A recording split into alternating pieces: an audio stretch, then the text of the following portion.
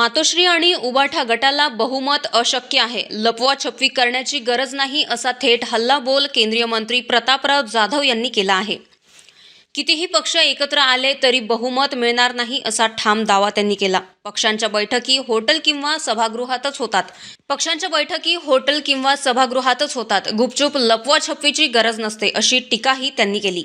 मुंबई महानगरपालिकेची निवडणूक शिवसेना भाजप महायुतीने विकासासाठी लढवली असून जनतेने भरभरून कौल दिला आहे, असे जाधव म्हणाले. महापौर कोण होणार हा निर्णय एकनाथ शिंदे, देवेंद्र फडणवीस आणि वरिष्ठ नेते घेतील आणि महापौर महायुतीचाच असेल, असे त्यांनी स्पष्ट केले. मुंबईचा महापौर मराठी, हिंदू आणि गोरगरिबांना न्याय देणारा असेल, असेही त्यांनी ठामपणे सांगितले. ठीक आहे ना. आता त्यांनी पुण्यामध्ये, पिंपरी चिंचवडमध्ये सुद्धा त्यांनी एकत्र निवडणुका त्या लढवल्या.